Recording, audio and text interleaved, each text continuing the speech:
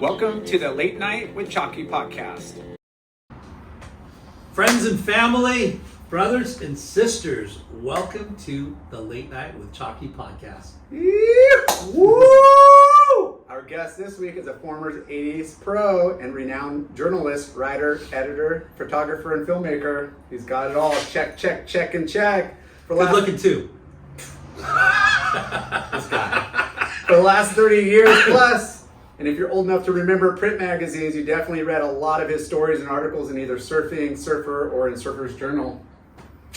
He's been published in the New Yorker and the New York Times and was a global editor at Huck. Yep. Dang. He has written many great books, and you can also listen to him on his podcast, Soundings, presented by the Surfer's Journal. Love it. Yep. This has been a long time in the works, and we appreciate the opportunity. Welcome the ever-talented Mr. Jaime Brisick. Yes. Thank you, guys. Yeah. You're too kind. Thank you. Yeah. Seriously, this is an honor for us. Definitely. I definitely had your pictures on my wall. Wow. I didn't know that. I can't wait to get on tour and blow that guy out of the water is what I'm thinking. Yeah, exactly. And you did. Thank you. This is our third episode here. I'm not counting, but yeah. It's our third episode here at Mercado. Thank you to the guys that opened it up and let us use Newport Beach, check them out. Yeah, Mercado. It's a bitchin' boutique that's, you can't find the stuff that's in here. Yeah, it's one of a kind, a lot of it for sure. But enough about Mercado. Yeah. Let's get straight into it. For sure. This is an honor and a privilege. Thanks. Yeah. Where did it all begin for Mr. Brisick? Well, I guess. Where you grew up and like. Yeah. So I was thinking about this because I know we had spoken yesterday, and I asked like, where do you want to start? And you said, well, let's start with how you came to surfing. And I was thinking about it. From birth to about 7, 8 years old, 9 years old, I think it was, I lived in the Encino Hills, which was the San Fernando Valley, but it was up near Mulholland Drive. And Mulholland kind of cuts through the spine of the Santa Monica Mountains. And I started skateboarding before I started surfing. But what I realized thinking about it is those Santa Monica Mountains, and you can see them really well when you fly in and out of LAX. If you just look to the north, you see that mountain. And it's basically like the Santa Monica Mountains go along Malibu all the way up to like Camarillo, almost up to Oxnard. And then they come down along the coast, and then they curve inland, and then they become the Hollywood Hills. Yep. And they sort of end out by Griffith Park. And so much skateboarding was like birthed on the slopes of those hills. And whether it was the streets people rode down, or whether it was the famous schools in the Dogtown days, which was Kenter and Paul Revere, they are spanking down the hill, and they're like skate parks unto themselves for that style of skateboarding back then. Not the street style, but more the carving surf style. Yeah. So I started skateboarding when I was like 6 or 7 years old on a Bain urethane Chicago trucks, Cadillac wheels. And I had an older cousin. My brothers and I got into skateboarding together. We had an older cousin who surfed and skated.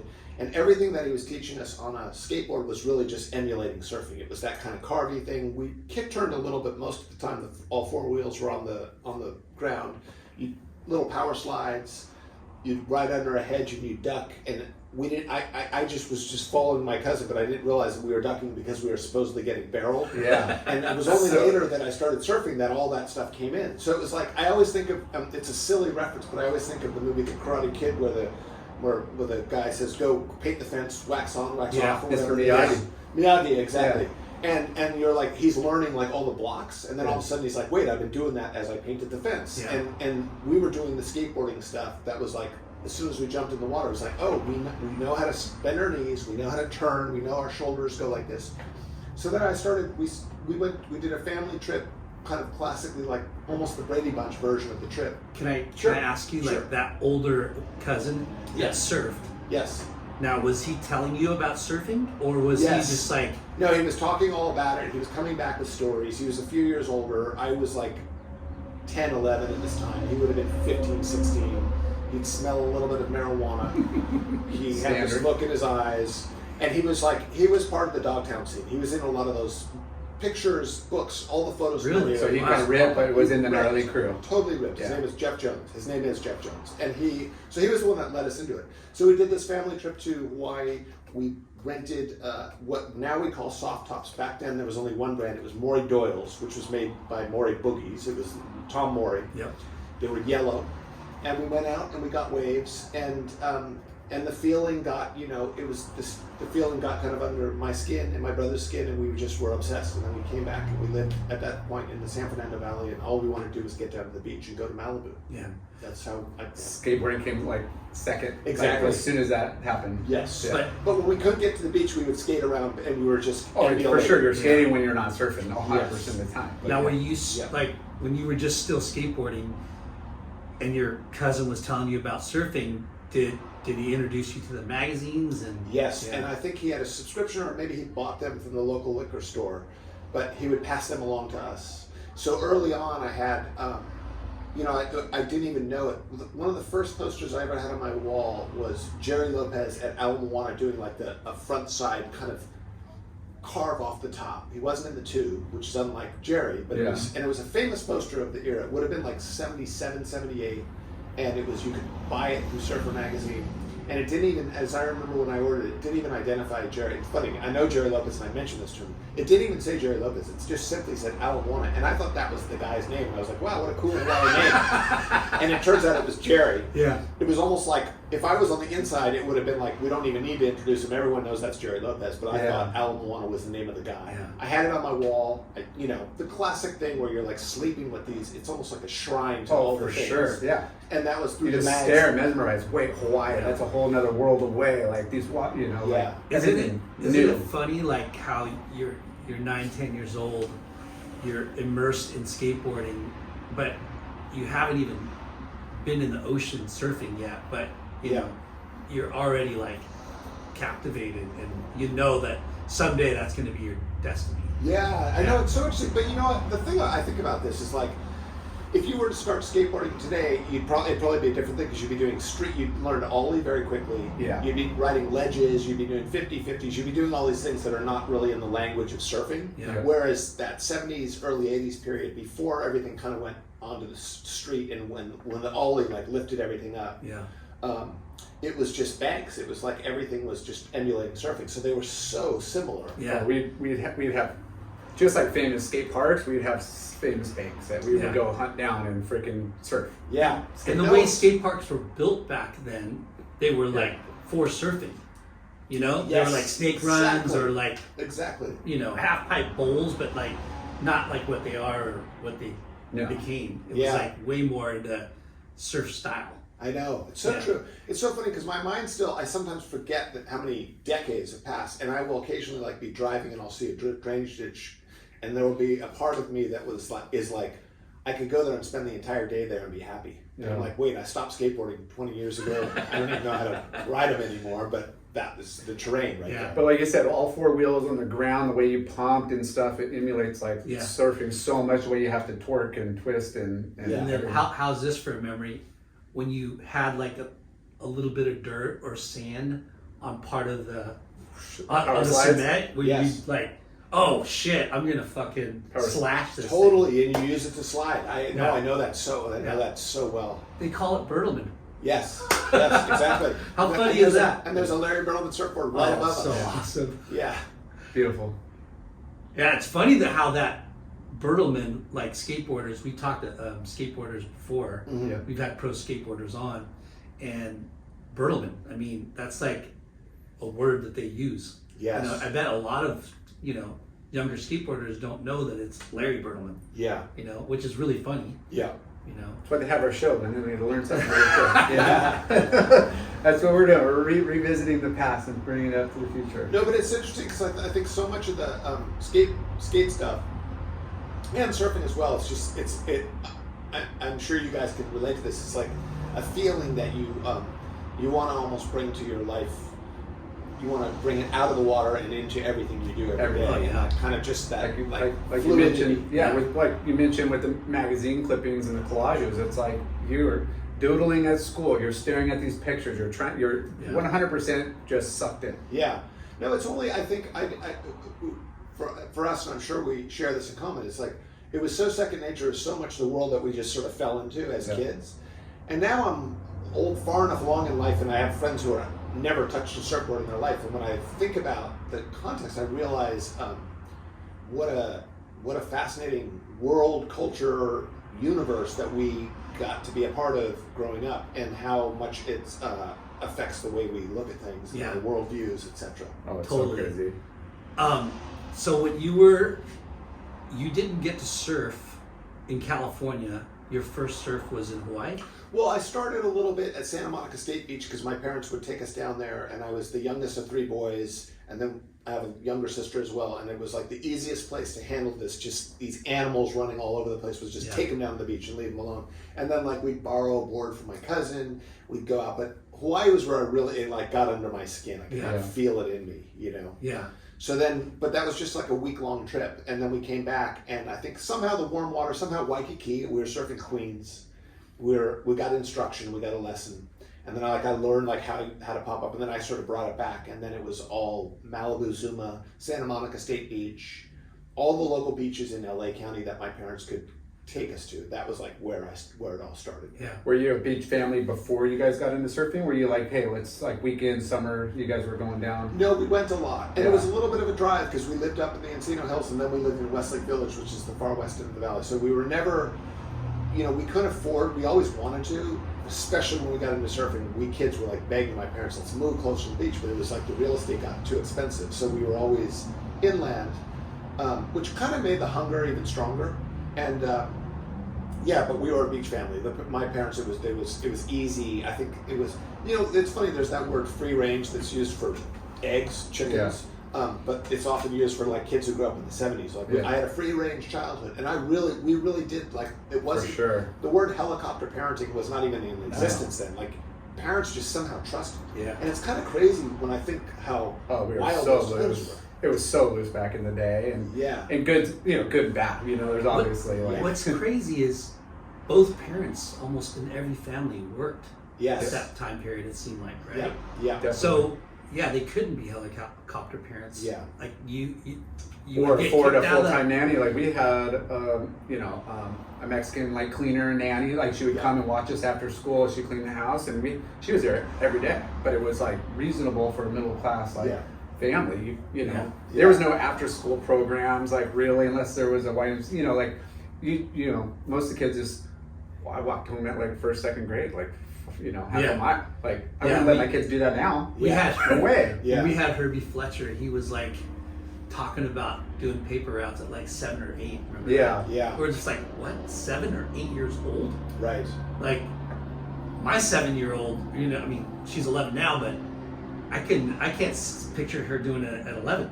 Yeah. We need to bring something back to get these kids whipped into shape. I know, right? So do you remember like coming back and like getting a board with your brothers, a family board, shared board? Or? Yes, it started that way, and then it was like, Christmas came around, and it was like we could I could get a secondhand board, so now I had my own board. The first few boards were the wrong size. I remember having like a 7.2 when I would have been like 4.6. and it was a pintail, so it wasn't a long board. But when it really came together, and when what made me realize there was like this, I think in many ways in the beginning it was just like surfing, we're just surf stoked. Yeah. And then where it became like, okay, this is the angle I want to go down was, in 1979 there was a Sunkissed Pro at Malibu. Wow. We didn't even pros. We saw everyone. And Buttons, Kaluuya Kalani won it. The Town and Country team were there. Barry Bertelman was there. Dan K. Aloha was there. Randall Kim, Louis Ferreira, Vince Klein, Calvin Maeda. I think Michael Ho was there.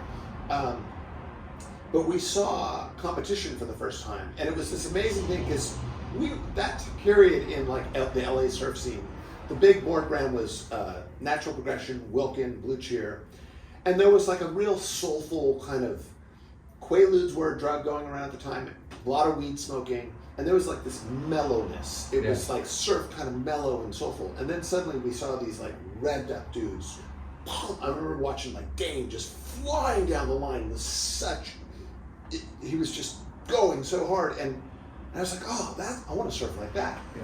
And then also seeing contests, because I think in the magazines we'd seen contests. I knew contests existed, but I never actually saw a surf contest. It's different, whole different vibe from watching like a movie, cinema movie, which was back then all artsy and cruising and tons of slow mo and just the essence of it. And a contest is like Well, complete opposite. You're you watching were- it live. You Yeah. were, I think, at the crossroads. You were at the crossroads of soul surfing and competitive surfing. Exactly. Right. No, exactly. And the competitive thing, it was like we lost friends by taking up the contest and the bright colored boards and the bright wetsuits. There was this divide where it was like, wait, you're supposed to wear black wetsuits and be mellow and ride like long single fin Yeah. pintails and have a beaver tail and do really like smooth surfing. And suddenly we're like, no, I want to slash all over the place. Yeah. And I want to do it on a bright board. So I ended up, the contest happened, we watched the whole thing, buttons won. It was like this whole unfolding of like a whole new dimension of surfing. And then my friends, brothers, we bought secondhand boards from the guys because they were like going on to the next event. From the pros. Yes. And I bought a board from Randall Kim, the late Randall Kim, who was the most lovely guy, and it was a 5'9" Town and Country twin fin.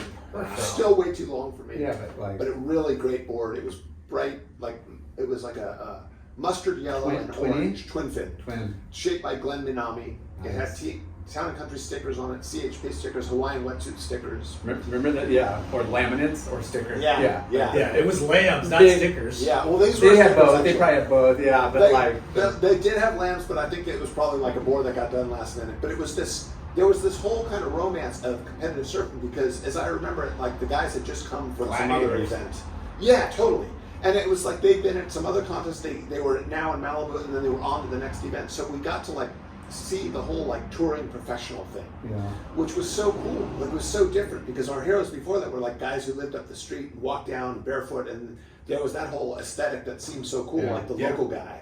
And Yeah. then suddenly it was the like black here's- wetsuits or beaver tails and like And those guys probably all ripped in their own right, Yeah. But like Yeah. now you got these guys that are in every magazine, front cover, center spread, poster, and they're like right there, like Yeah. bigger than life. Yes, exactly.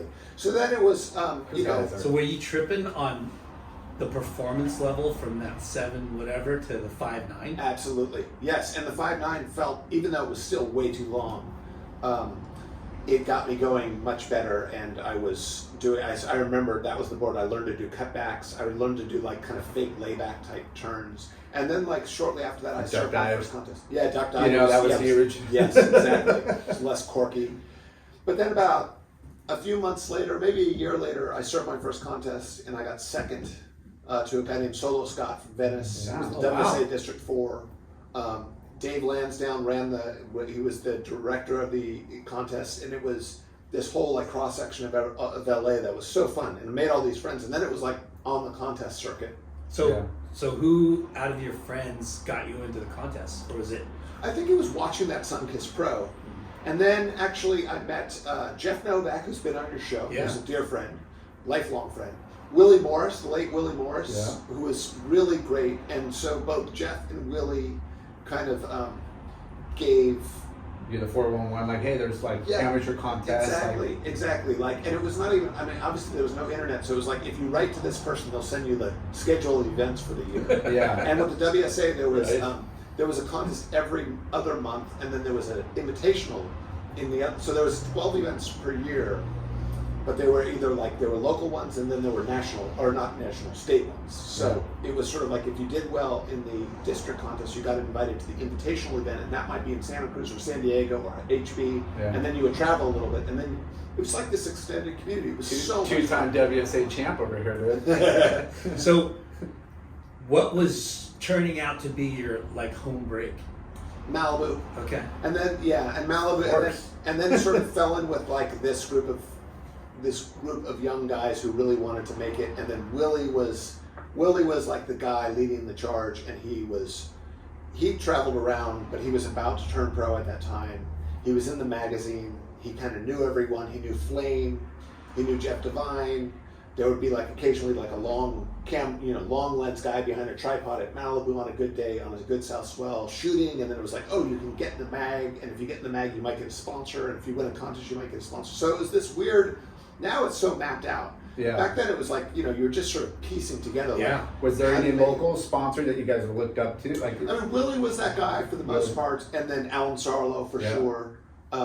And then traveling a little bit. So I rode McCoy surfboards, which was actually right down the block here in Costa Mesa. Yeah. Leg pouch shaped, these beautiful boards. and I rode them for about a year. I got loosely, like, quote unquote sponsored by Rip Curl. I was able to like trade old wetsuits in for new ones. So I guess I was technically on the team. So with Malibu, right? Yeah. Tell us about like breaking into that. Was there a full scene, pecking order, Absolutely. localism? For sure. Yeah.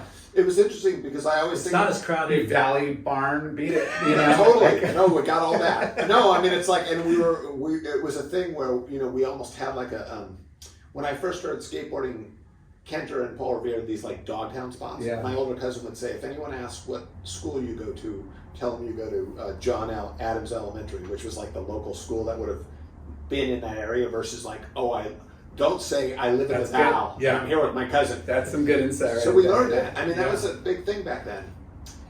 But so at Malibu, it was kind of like the bottom of First Point was where you would start. That was like the bunny run, and then like the Black Diamond run was Third Point, and everyone that surfed third were high performance and more advanced than. Yeah.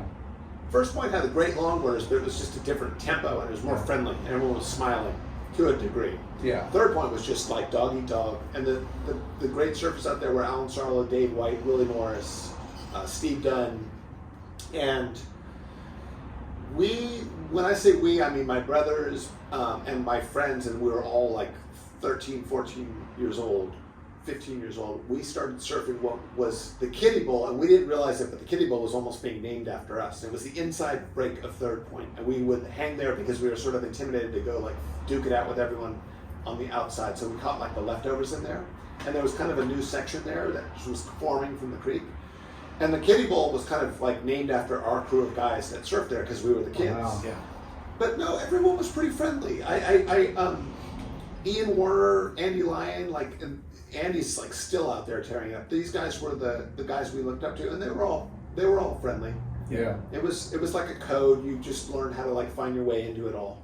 Yeah, I Pick mean, up the more scraps. the more you show up, yeah. the more you start ripping. We always talk about when you rip, you kind of like lets down the guard a little bit. Like, Yeah. you know, oh, hey, Yes. you're freaking kind of ripping, dude. Like, come, Yes. it's definitely a barrier breaker. Yeah, but it was so fun to kind of like fall in with that crowd because meanwhile we were in junior high in the Valley, and it was almost like it was like almost living in this double life where there was like, okay, we would show up and we'd be suntanned, and we'd like had this, we'd been at surfing all weekend, and then Monday morning we were there, and just like in class just going, our heads were just elsewhere. There was Yeah. such a more exciting world out there. Were you a studious like kid or Not terribly, no. No, just No, I was like a C. See, there were a lot of C's on my report card. I didn't know how to apply myself. I didn't care. I was so obsessed with surfing. yeah. Who was the best out of your brothers? So my oldest brother passed away sadly, Kevin, and my brother Steven, who's 1 year older than me. Steven still surfs, and he surfed really good. And Kevin, what was interesting is like the same time we found 1979, the same year that the Sunkist Pro came to Malibu and showed us competitive surfing, was the same year as a family we did a trip to Europe and we saw punk rock, and then we came back and we went to see Iggy Pop play at the Stardust Ballroom, and it was almost like there was like surfing riding on one shoulder and punk rock on the other, and they weren't necessarily at odds with one another. In spirit, I think they were very aligned. There was like, surfing was still kind of countercultural then, right? It felt like defiant. Our parents weren't in support of surfing or punk rock for that matter. So more appealing. Yeah, yeah. But the difference was one was like a blue sky morning time thing, and the other was like a late night and dark thing. And that punk scene had a lot of bad drugs going around. And my oldest brother was really deep into punk, and then it led to drugs, and he eventually passed away from a drug overdose. But so he kind of gave up surfing. So Went the wrong route. yeah.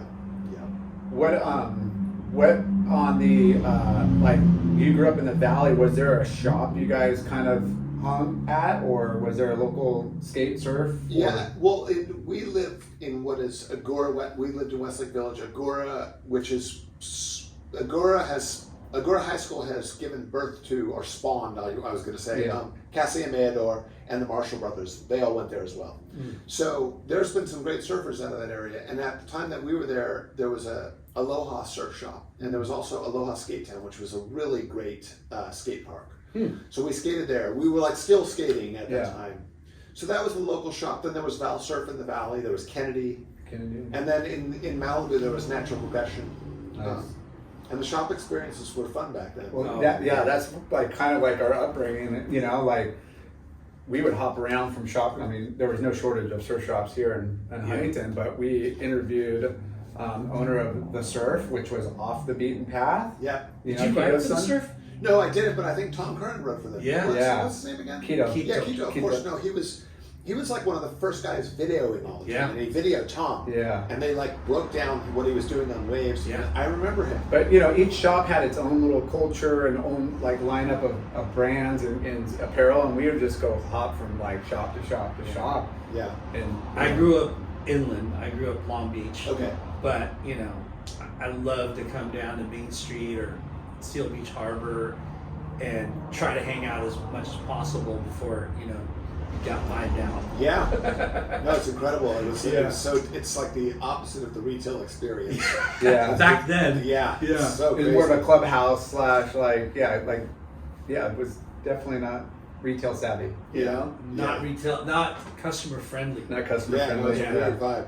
Craig Stesick is a friend of mine, and he always tells the story of the Con surf shop in Santa Monica, and this would have been, I guess, in the '60s, and you know, it was like surfing was really localized at the time, and the Beach Boys came out, and one of the Beach Boys, I can't remember which, was in the shop, and was like pawing a surfboard and running his hands up the rails and like looking at it, and he goes over to the guy and he goes, "I'm really interested in that board, and I'd like to buy it.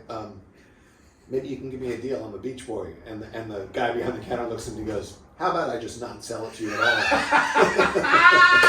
But that was the vibe back then, you know? Yeah. For sure. Think about how many times that happened. Yeah. Like, it's kind of mean, but it's so fucking funny. I know. That's It Yeah. is. Yeah. That's like how it was, you know? That shit happened for sure. Yeah.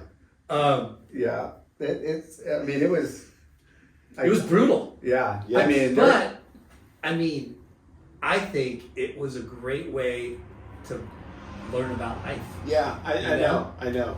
I think about that too. well, we talk, you know, most school sports or like whatever, you know, you're within that age group, you know, that is, you know, the basketball team or flag football or soccer, you know, but when surfing, you're kind of in this like giant melting pot of different ages, you know, where Yeah. that barriers get broken down because you wouldn't associate if you're in third grade with fifth graders or sixth graders with eighth, you know, like those are way other group of kids. And it's funny, we talk about this quite a bit, is how like 2 or 3 years age difference is a world of difference when For you're sure. that young. Like your 15-year-old cousin, Yeah. like he was worldly. Yes, exactly. You know? Like, he was exposed to all these things that we weren't. Yeah. Yeah. No, it's so interesting. No, I think about that a lot, and I think the generation that I came up with, there weren't a lot of dads around. You know, like if you go to Trestles now, there's like some dad on the beach watching his kid. this guy. Yeah, no, yeah, for sure. It's really. Father, what are you doing over here? You've gone. No, exactly. Oh. And it was so. I mean, my parents were happy to see us being excited about something, Yeah. but they weren't like surfing was. I know my dad for sure would have been more pleased if it were baseball, basketball, or football, a sport that was like college sanctioned, that might like get you a scholarship. And surfing was kind of like, it was. There was no NSSA. Yeah. There was no Yeah. scholastic part of surfing yet. Yes. Well, there was. You know, it's interesting because we started with the WSA and then very quickly found the NSSA.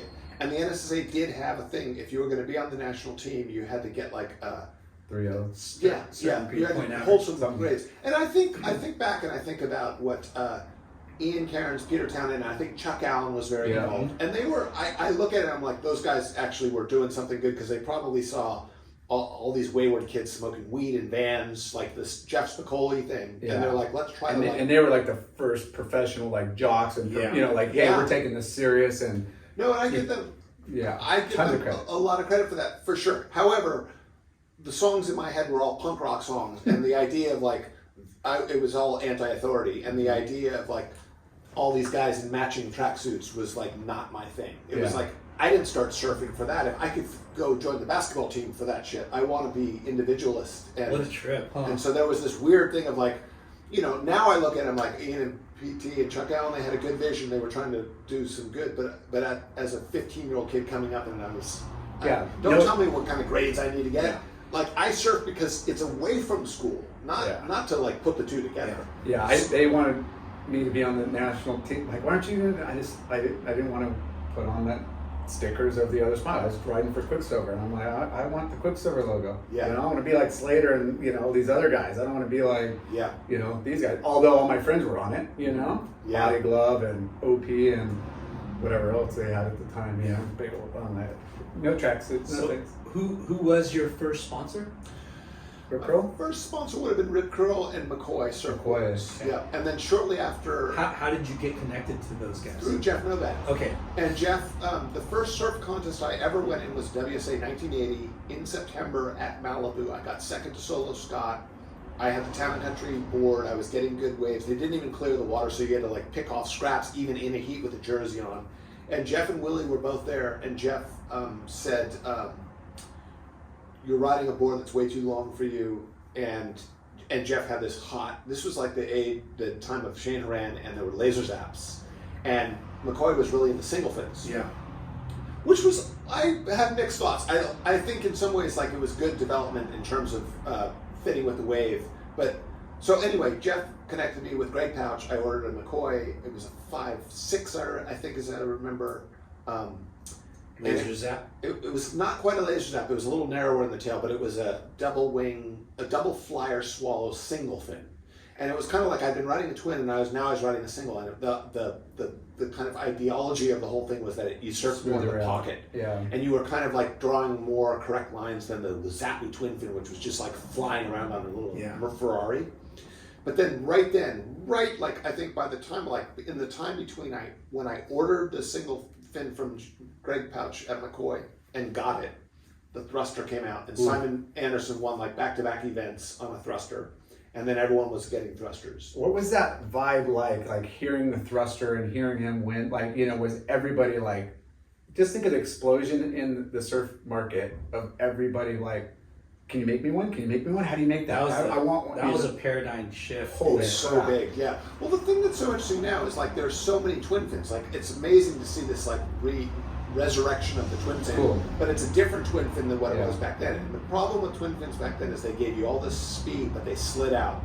So if you were a bigger surfer, like Simon Anderson was, or like Willie Morris, who kind of became my mentor, he was a big guy. If you stopped on the tail on a twin fin, you slid out. And it was before you could work, like now, I mean, there were sliding 360s. Concave, just V, and the fins were really just splayed out, and they were set at an angle, and they did hold. So you could either have all this speed from the twin, or you could ride a single, and you could surf more powerfully, but you in small, crappy waves, which it was pre Dream Tour, so a lot of the contests were in like 2-foot waves in Japan, whatever, 2-foot wave, Huntington, Huntington, bad Caton's in tiny waves. Yeah. Were you, sorry to interrupt, but were you like bummed from going from the twin fin to the single fin? That must have been like a... No, because I was really into Shane Horan. Shane Horan was my hero completely. And Shane, he did surf in the pocket, and he drew really different lines. And I'm thankful to Shane because Shane was such an individualist. He was so kind of advanced, and he had this really like unique way of looking at everything. And I was like so into Shane.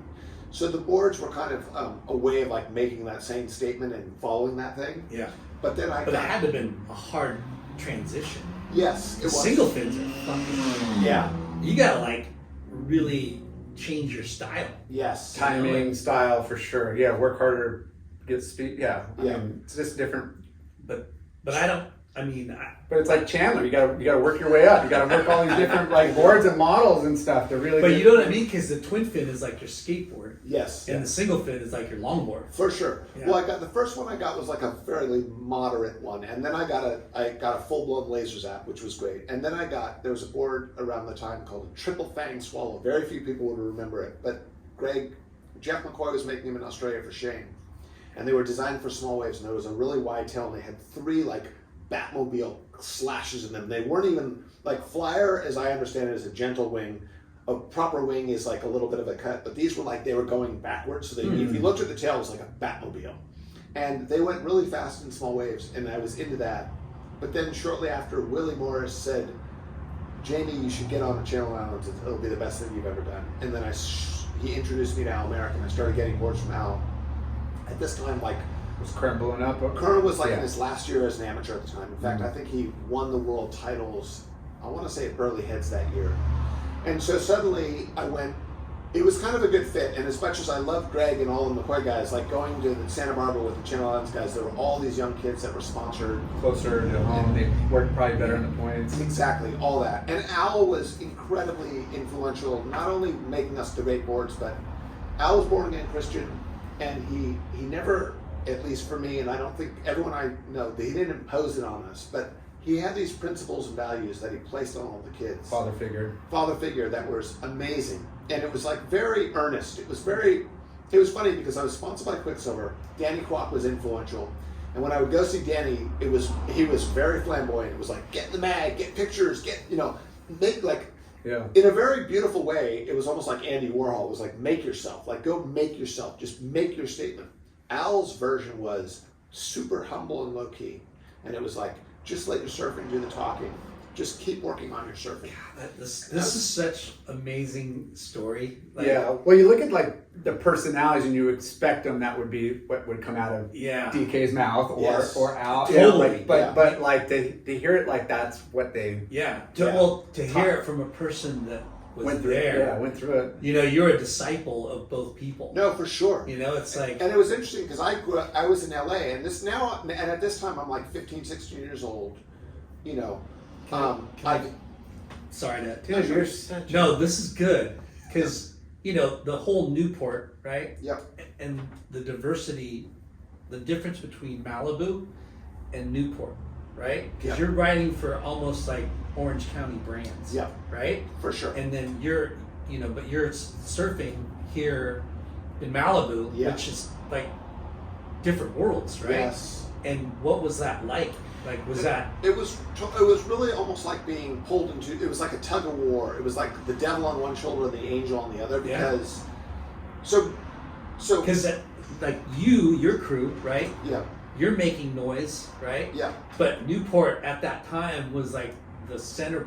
Yeah. The center of all that shit, and you were trying to be part of that, right? Absolutely. And I was coming down and shooting with Mike Moyer. Yeah. Surfing 56, which we called like Kodak Reef or Kodak Sandbar or whatever. Studio 54. Studio 54. Yeah. So there was like this whole glamour thing of like get in the magazines, and it was fun because it really was. You know, when I was sponsored by Ripcord, when I ordered a wetsuit, I was ordering the colors to like make myself visible, my personality show, make myself visible. Meanwhile, Al he never put colors on boards. Yeah. That it was the Santa Barbara. It's funny because and Tom Curran had this as well. It was very much like. Be humble, be quiet, don't be loud, but tear it up in the water anyway. But keep integrity in the way the lines you draw. Yeah. So there was like Santa Barbara was that.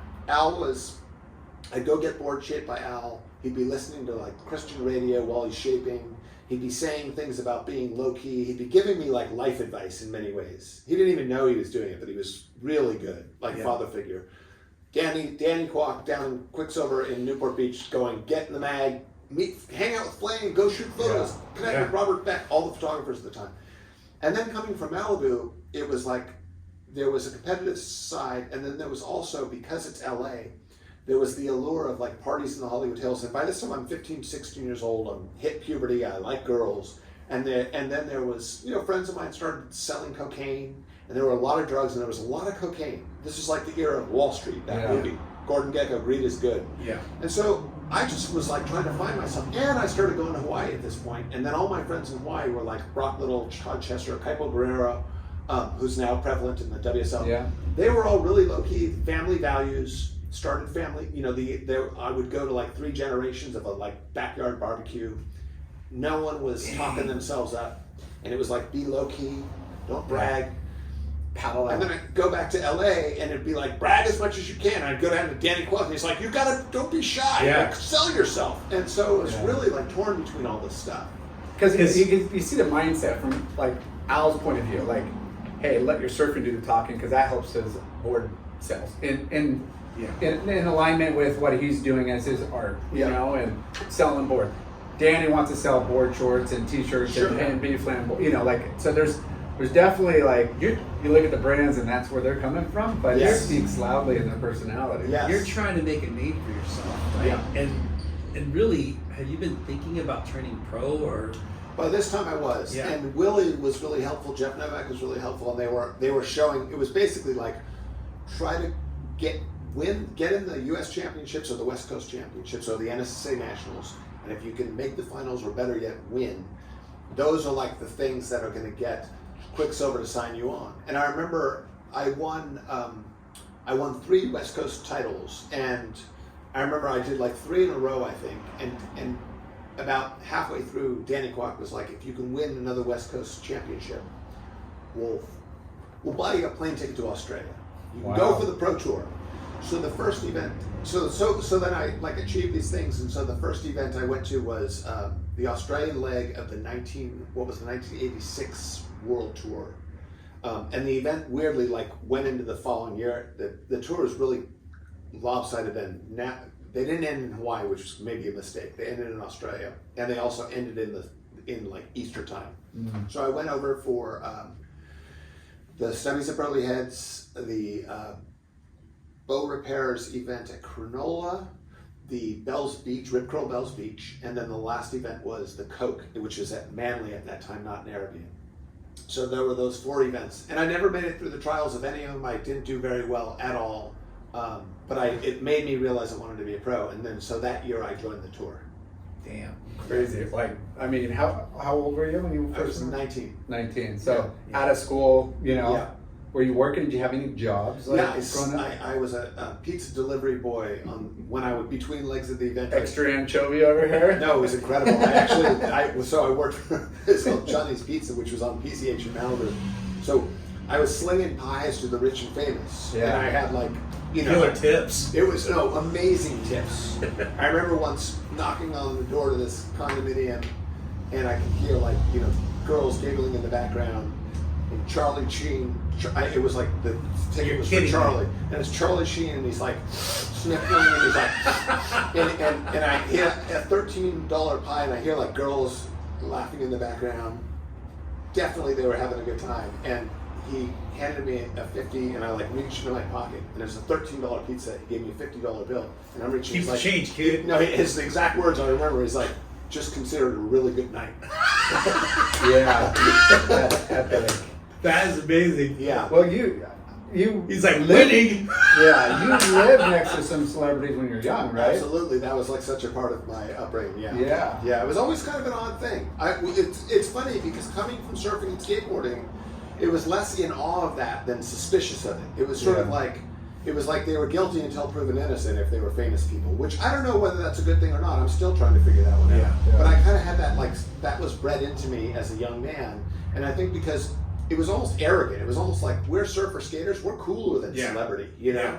Yeah. Like these like Hollywood people, like that's just like bubblegum. Like Yeah. we're deeper than that, or because we go in the ocean every day. Yeah, you're hardcore. Well, Yeah. I think it's Yeah. funny though, because there's like you, Strider, Yeah. Buzzy Kerbox, like Yep. Hollywood fashion. They all kind of gravitated towards surfers. Yes. You know, like Yeah. they wanted a piece of that like heritage and culture. Yeah. You know, No, it's true. it's funny. Bad 'cause boy in a way, but like not, you know, surfers are not all beautiful tatted people. up. They're tan, they're ripped, they're good. You know, like I think Yeah. there's definitely an on appeal to like that surfer aura. So Yeah.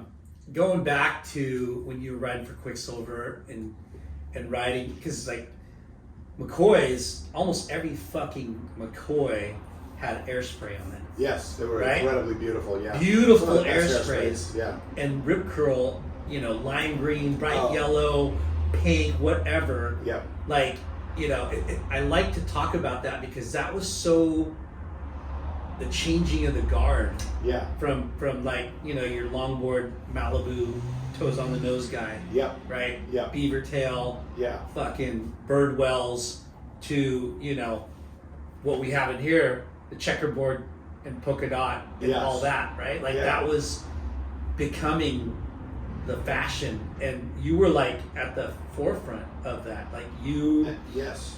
like it's funny to hear like and remember seeing the magazines turn to that, right? Yeah. And like you said, Studio 54, like what was it like getting your first shot in the mag?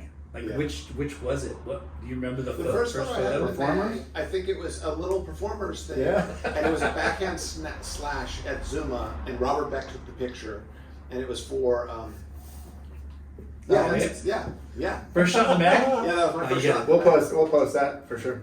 And then shortly after that, there was a Mike Moyer picture. But yeah, that was the first one ever. Dang. Yeah. Mine was similar. Lowers Okay. left at late afternoon. Nice. Choppy, blown out. Where was this? Do you remember? It was at Zuma, like Drain Pipe, which is the south end of the beach. Yeah. But no, it's interesting because I give the magazines a lot of credit, and what's interesting is the paper was like it was a cheaper paper quality. Yeah. But they were really trying to nurture up and coming guys. Yeah. And they did all the amateur results, and there was an honor to get your name in the mag. That was everything. Yes. Make final, get the name in the mag, or the, like the.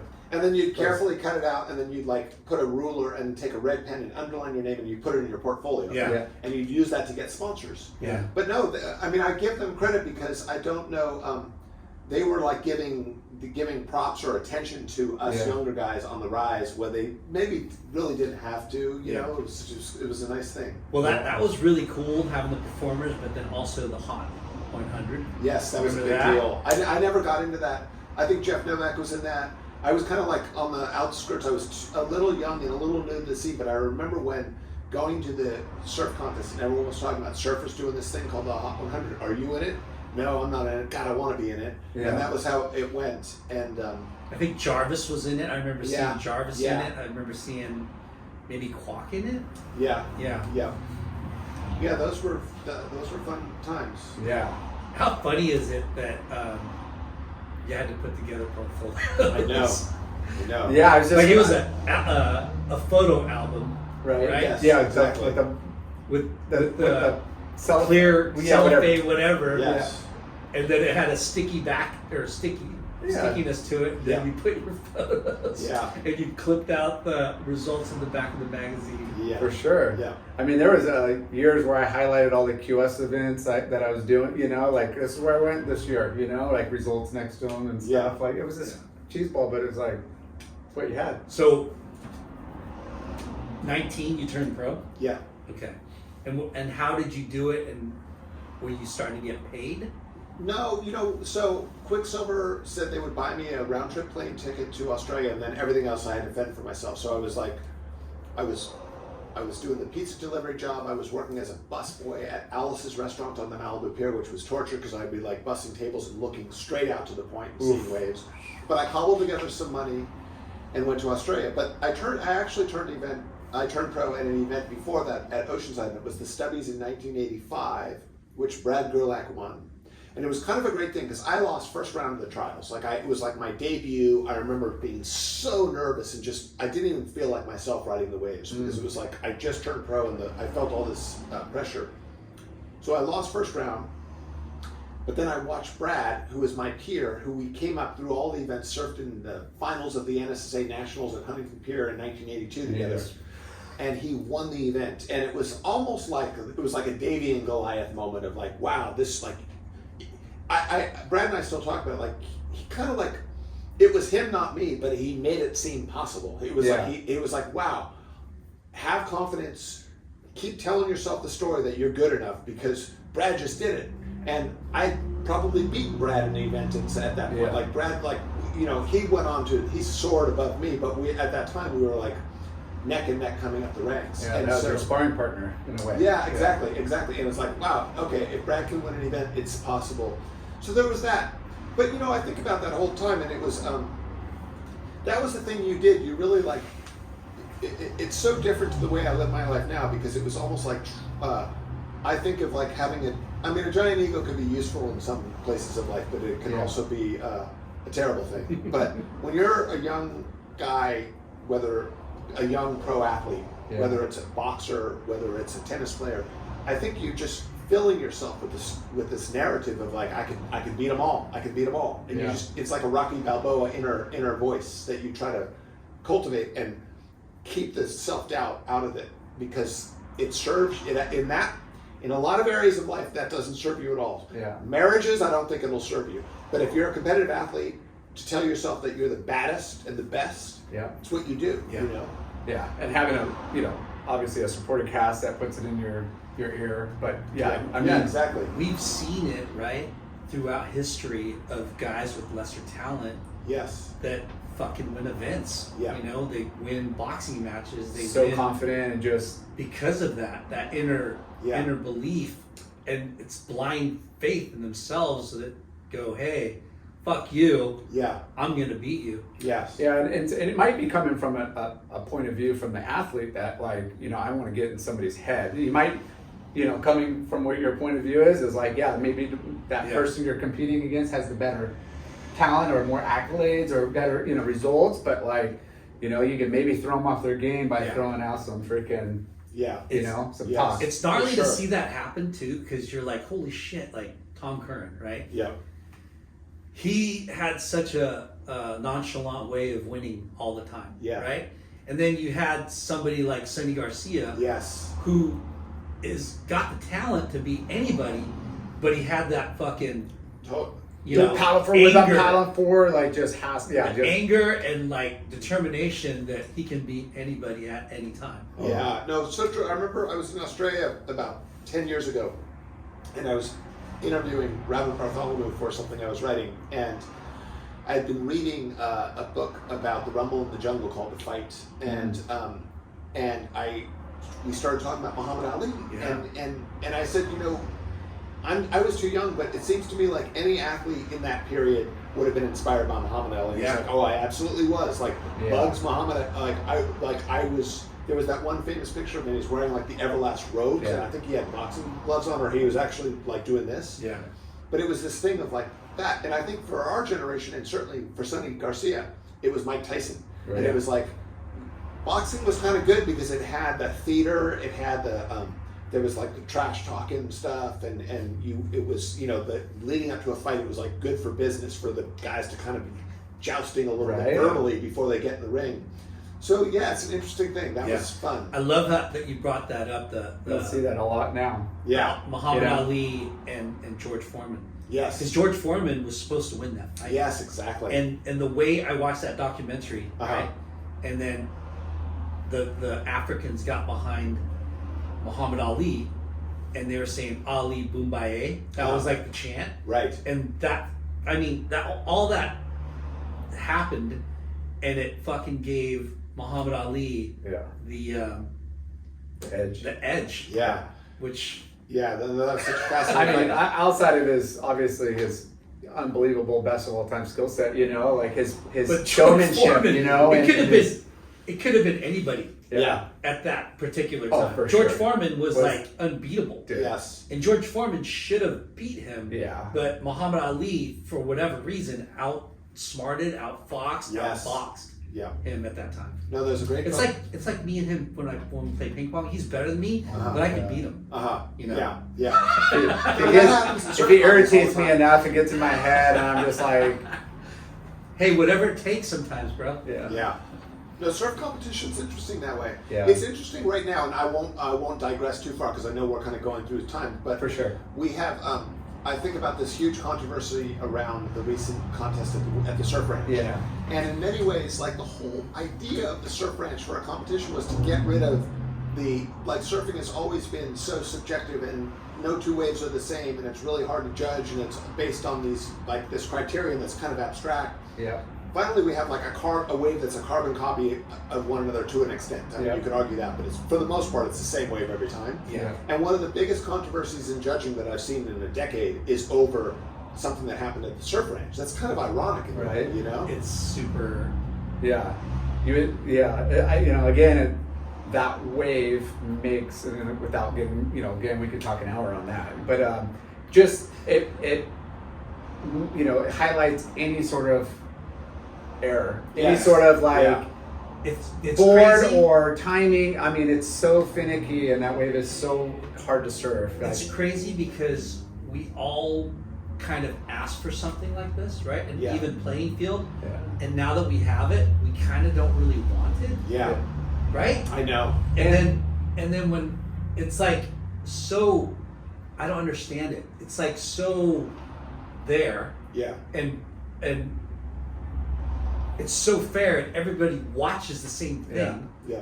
How does it still wrong? I think they have a 3-minute window between waves to like throw down that score. Yeah. And I think that's what kind of maybe when it comes down to really picking apart two athletes in two different waves, and then you got that that 3-minute before you have to throw the results so the next guy knows. I think that's kind of a Okay, something let's not talk about that. I know, Let's but talk about Jaime Brisick. for sure. So first trip, Australia. Yep. You didn't do well, but Didn't that was do before well. you turned pro. No, I turned pro. It was my That's first. gotta be- My first event yeah. was the Stubbies. Lost the first round. Went to Australia. Surfed the 4 events. Advanced through a couple rounds of trials, but I never made what was the main event. And back then, the events were like anyone that was 16 rounds. Yes, there were so many rounds. But I knew I wanted to be a pro surfer, so I came home, delivered a lot of pizzas, put away all my money, and then went on my first proper year, which was the 86, 87 tour. Yes, if I have that right, yeah. And I did do great, and I ran out of money, and I couldn't afford to do a bunch of legs. And so I finished, at the time you wanted to finish in the top 30. And then the next year I was like determined to get on all of it and make the top 30 so I could be seated.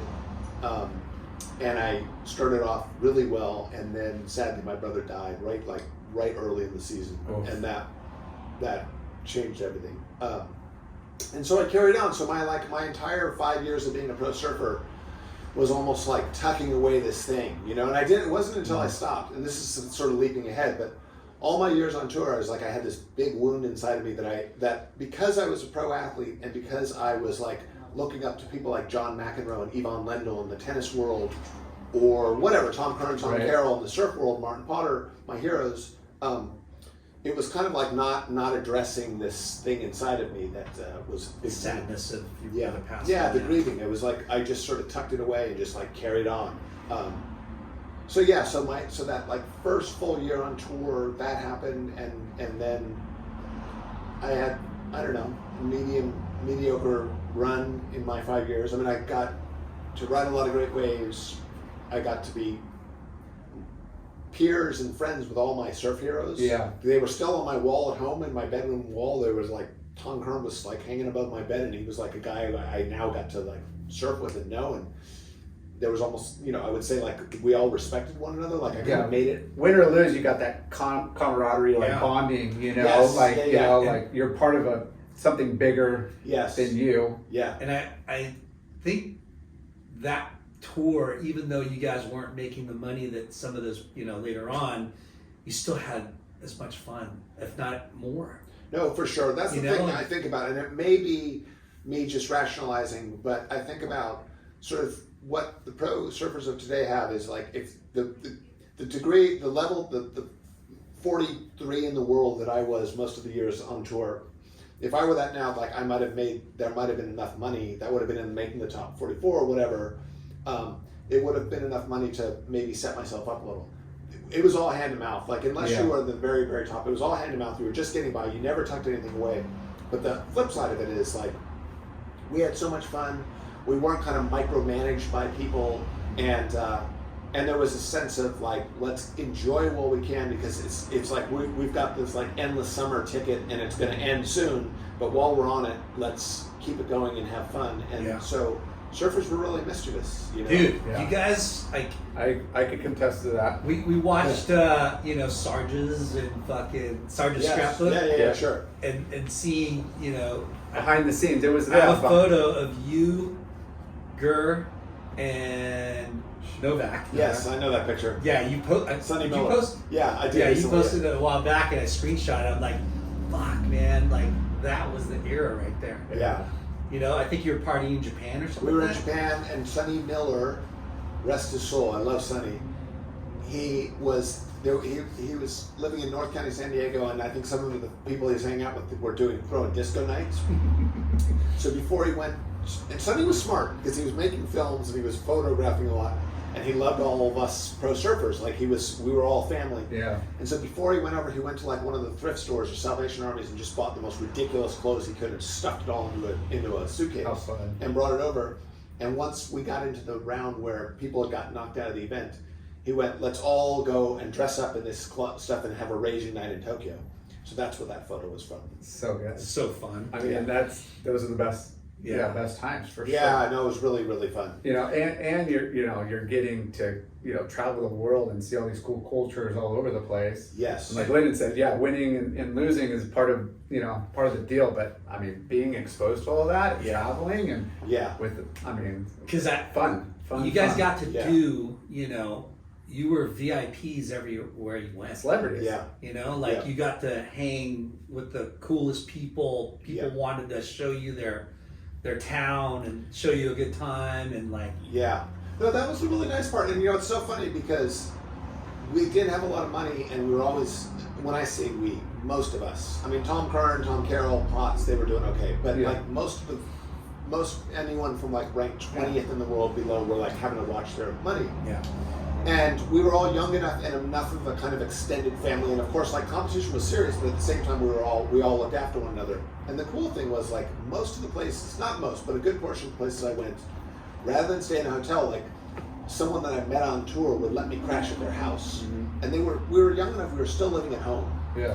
So I'd meet their older brothers or sisters or whatever, their parents. I'd be having breakfast with, and I remember being in South Africa there was this guy named Justin Strong. Jeff Novak was good friends with him as well. We'd stay with Justin, his family would put up about half a dozen of us in their various bedrooms in this beautiful home in Cape Town. We'd eat meals with them, we'd eat at the local restaurants. Their friends would come over, and I'd get a little window into what it would be like if you grew up in Cape Town.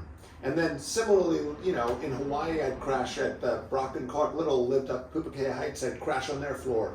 And so it was a real immersion, and I think sometimes looking at the Pro Tour now, there's so much money that it's kind of like a little ivory tower and you've got your people around you and there's a lot at stake, obviously. There's big bucks involved. So you're not cultivating that culture of you're not doing the when in Rome thing. Yeah. We were doing the when in Rome thing. It was wherever we went, we were throwing ourselves into it. We weren't. There were no dietary restrictions, so you ate whatever everyone was eating. Yeah. So you were tasting all the exotic foods when you were in Japan, whatever. And it was I remember it all clearly. First trip to Australia was with our high school, and it was we stayed up in families all through. And first few years of doing the QS, it was the same thing. Okay. Fit 4 guys in a car, 4 board bags. We're all sharing and then as we start making money, it's you know what? I'm just gonna go by myself or with one other. You not because you're separate check. Just because it's you have the means and then you just want to be able to spread your wings a little bit and do your own thing. But all is fun in different ways. Yes. Yeah. There's so many stories that we you living at that time and hanging out with all these crazy people, you mentioned Clark Little and Brock Little, how fun you must have had hanging with those guys. Yeah. Surfing, them welcoming you to the family, and if you're with them, you're not getting in trouble. You're gonna surf wherever they surf, you get to surf. Yeah, and you're sure. accepted. That was so great. That's not an experience that most people have. No, and I realize that now, and I realize the thing that I kind of the realization I had after I stopped doing it, and I got a few years of looking back is, I was always trying to succeed competitively, and I was always focused on the contest and trying to keep the blinders on and focus on training and getting better boards and keeping my fitness and stretching and doing yoga and all this stuff. But when I stepped away, I realized the thing that I really got was just the travel. Travel was the thing that was the most important part. Even though I didn't even know I was doing that, but it was just okay, by virtue of just doing it for 5 years, it was going so fast that I wasn't stopping to go, wow, how amazingly cool that I'm in Florida this week, Rio de Janeiro the next week, Cape Town the next week, Durban the next week, Cornwall, England, 3 events in France, Spain, Portugal, back to Brazil, Australia for 4 events, West Coast, East Coast. It was amazing how many. At that time, Jay, your tour might have been more dream tourish, but when we were on, it was there were 29 events in a year. Well, the QS would have been that, but I remember looking at the schedule. There was 29 events. That's so many events, and you didn't have time. There was no time to really process or absorb, and it was only when I retired from the tour. I was living in Sydney at the time, Australia. I sort of it all started to seep in. I was wow, the experience is.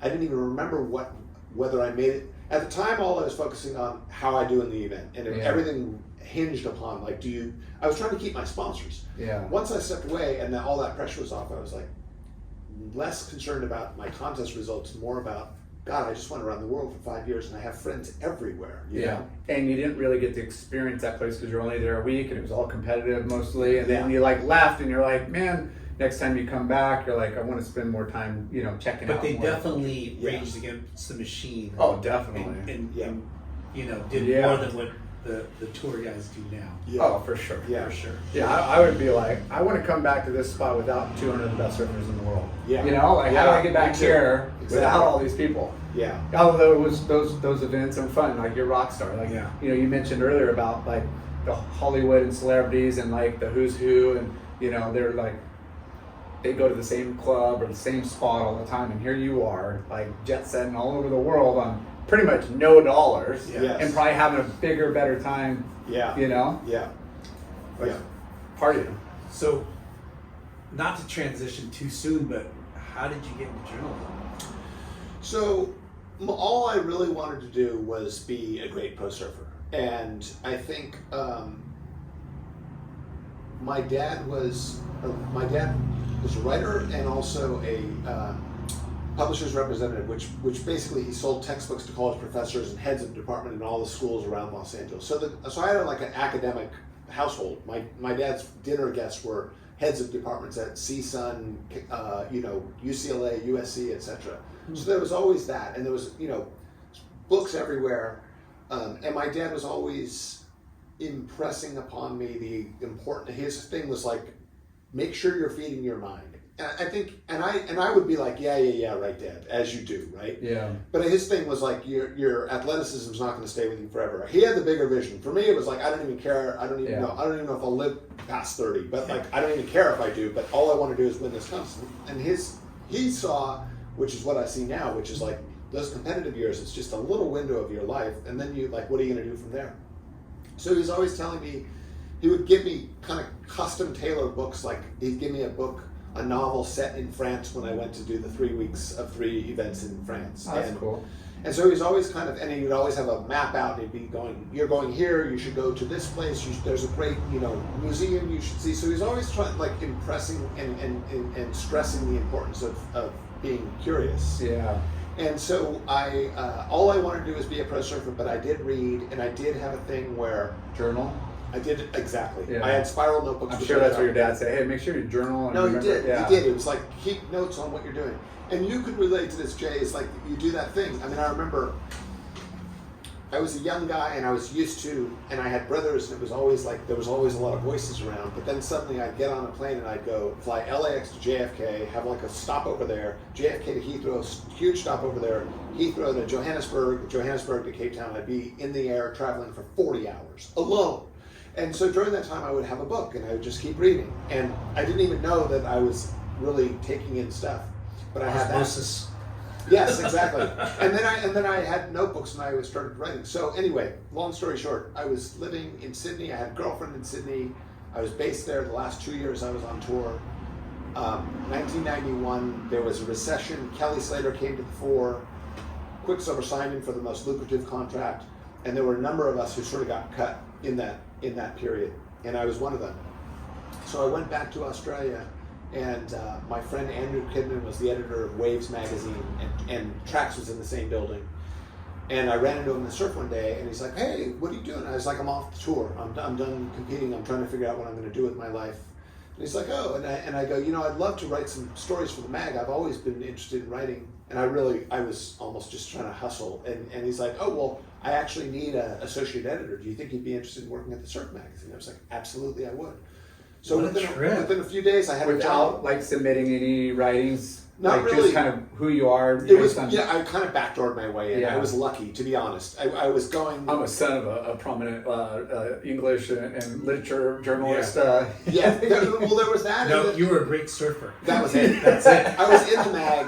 It was kind of like that fucking simple. No, that was it. I was like, helps when you rip. Yeah. I was getting my picture in that mag, and then it was sort of like, I think it was probably like I had street cred based on my surf, but I didn't have the stuff that I would have gotten from going to college. Yeah. I was so, as soon as I got in there, I was like making up for lost time. And I was still surfing a lot, but I just like stepped into this role of being a writer in a very cliched, obvious way. I was trying way too hard. But what I did do is read a whole lot. I lived in Northern Beach, Sydney. I had a car, but my head was filled with so much of the stuff I was reading that I used to hitchhike every day just for the sake of like jumping in a car with some stranger and talking to him. It was kind of like I was really trying to just like shed off all the pro tour mentality that I had had. Yeah. Not that I wasn't proud of it or happy about it, but I just realized, I mean, it was really like I described, I was talking to a friend once about like when I stepped off the pro tour, even though I got to go around the world, once I stopped identifying as a professional surfer, it was like the blinders came off and I was like, oh my gosh, there's so much stuff that I didn't know I was so curious about. And it was almost like I was making up for lost time. It's almost Pressure release. Pressure release. Yeah. Or maybe someone who goes away to prison for 5 years, even though I was going around the world. But as a pro surfer, it was like I stepped out and I was like, oh man, look, there's so much going on. Yeah. But you were like, I mean, you were serious. You had like Derek Hine as like a coach, or Yeah, like you were like, Yeah. this is I'm in it. Yes, and Derek was hugely influential. And Derek and I were really good friends. He was coaching the Rip Curl team, and meanwhile he was writing all of his pieces, and he wrote everything. He wrote those top 30 assessments. He wrote contest reports, and then he wrote a lot of profiles. And Derek read a lot, and Derek was like always traveling with a bunch of books. Yeah, and so, isn't he the one that did the Future World Champion? yes, Negative. yes, Or yes, no, or whatever. Yeah. Yes. That was fucking I know. controversial, Yeah. but also so I mean, he was a spot on. No, I know. No one did that at that time. student of the game and the sport, and just again, he speak his mind, and Yes. yeah, definitely.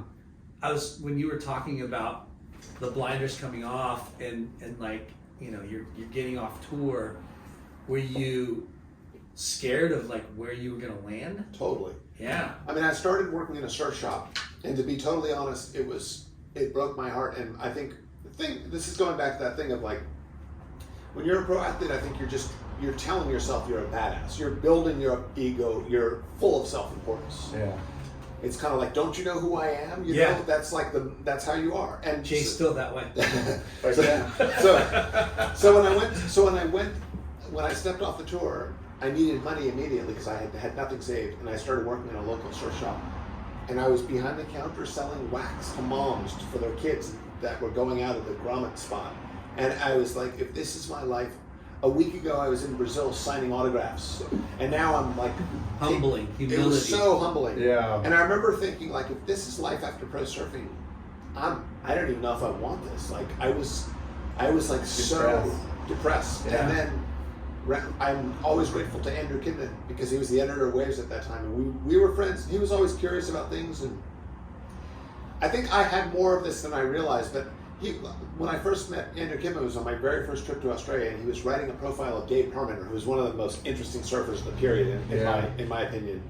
And so Andrew, in many ways, it was sort of like all my like fanning out, as we call it now, like all my kind of obsession with like the great athletes of the sport, the great surfers.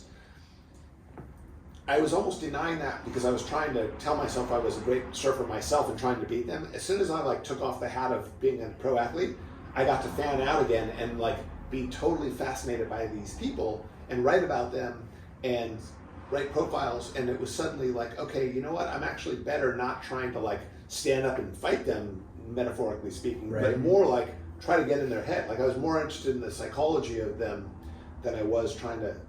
It was a real release to not be trying to. Yeah. What a trip, because you're like 180ing out of a mindset of that, right? Yes. You're like, well, I have to take a different role in this surf world. Yes. And you know, working in a shop, there's nothing wrong with that. But from the heights. Yeah. And, exactly. you know, like, yeah, that's not humbling experience.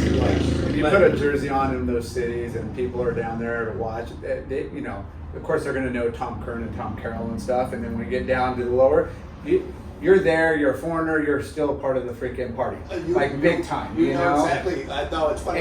You just explained it beautifully. That's so true. And, you know, it's like, you know, when you get off, and I love hearing past pros or people making that 180 transition, because it's like, you know, you got a livelihood, Yeah. you know, you got to worry about, you got to figure out how to get back to these places that you so desperately had so much fun and want to go back to. Yeah. And it's really like, you know, like that ego or Yeah. whatever humbling experience, like how do you, you know, bounce back? Like that's just like, you got all these different things Yeah. pulling at you. Yeah, for sure. No, it's so true, because I think what you said is so true, is that we're all just the traveling pro surfers in town, and the lower tier guys, we're, as athletes, we're like obsessed with our number. My feeling was like, oh God, I'm like 40th in the world, I'm nothing. I'm like the lowest ranked guy. Yeah. But we're still the traveling pros, and so we're all Which is getting, such an elite little group, yeah. you know, to begin with. So it's like, Yeah, but we're receiving this adulation that like makes us think we're really important, but you know, Yeah. then all of a sudden you're not, you know. yeah. Is it true you came back from Australia and pull your Australian accent at home?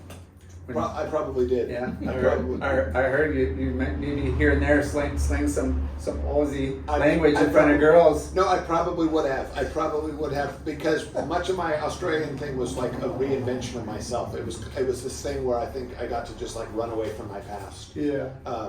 In a really good way. So I probably would have been doing something like that. Hey, you got a hot chick in front of you, you know. Yeah. You know, You've had a couple you've been friends on that the do flip that. side going over to another country, especially Australia, when you speak English, and be like, oh, your accent's so beautiful. Yes. You know, like it's just that sex appeal Yes. language Yeah. works both ways. Yeah. Hey. You were What are so doing? lucky that Andrew Kidman Yeah. was the editor or Yes. whatever he was, and he hired you on the spot. I know. I was really lucky. Yeah. Yeah, he took a lot of risk on a few people, because Jesse Fain, like he was exactly, like, yeah. we'd sleep on Jesse's floor, and you know, same thing. He's like our age, he ripped, and you're like, what are you doing working at a magazine? He's like, you know, I don't know, got the opportunity, you know, and Yeah.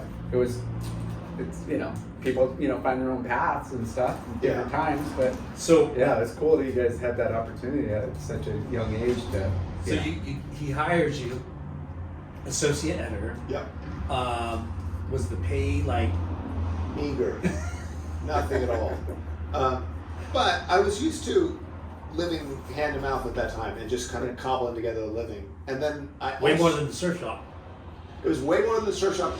But then I also got a job. Derek, it didn't last long. I was real disappointed. I worked for Rip Curl for a short period, and my job rep was marketing. and I was running the team. Mm. And to be truthful, my ego was too big to be managing all these guys, because I had been them. I was them 3 months ago. I was so new, and I remember For the Australian. for the Australian group. And it was when the search started, which the search part of it was great. And I was working with Derek Hine. Derek got me the job. And I was going down to Torquay, meeting with Claw and Brian Singer and the whole team there. And it was a really fun bunch, and I loved Rip Curl and I loved the wetsuits. But my job was mainly to take all the surfers were writing their orders for wetsuits, and then my job was to like enforce this new way where the stickers were supposed to sit on the board. It was the search, and it was like the logo was supposed to sit 8 inches down from the nose. There was the search logo, no logos ahead of it, and my job was to police this with the guys. Oh. And it was just this thing when I was like, oh, come on, I'm the wrong guy for this. But there were some fun guys. I mean, the Aberton brothers from Maroubra were part of the team then. Chris Davidson, who sadly passed away recently, he was. I love Davo. Like he was a 15-year-old kid from Narrabeen. I loved him. We went on a trip together. So there was. He's South African, but yeah, he was part of it. Frankie was part of it. We did Poncho, remember Poncho? Was like Yeah, we Poncho. were like we talked to him. We're like, wait, you're Hawaiian, but you kind of fell under the Australian umbrella. Yes. No, we had a really fun time, and I still think Derek Hine's idea with the search was so perfectly timed. Oh my gosh! I mean, it was almost like surfing was questioning what its purpose was, and Derek almost went, okay, let's go back to like the endless summer. It's this idea where like it's not about competition. It's not, you can explore yourself. You can explore geographically and find the remote perfect wave, and that's the pursuit of the perfect wave, the search for the perfect wave. And it's also an inner thing. And Tom Curran did it with the board design and all that. Yeah. So that was your first job. That and waves, and they coupled together perfectly, because the first the first travel piece that I wrote about and that I went on as not a pro surfer but as a journalist was to Western Australia, and Tom Curran was cutting his first record. So he had all these perk musicians, and there was this natural amphitheater near Margaret River. Yeah. And Curran, it was this amazing, I can still see it, like it was just this cave basically. Sandstone cave. Exactly. Yeah. And they put down. It's on video. I've seen it. Yeah. Sonny Miller was there. Derek was there. We had such a fun trip. Frankie Olpolzer was there. Chris Davidson was there. And it was like Tom Curran was recording by night. Everyone was hanging out, drinking wine. Tom was making really nice music. And then we wake up the next morning, we surfed the box, we surfed left-handers. And I was kind of half working for Rip Curl and telling young Chris Davidson to put the stickers on his board before he goes out in the water so that the Rip Curl guys were happy.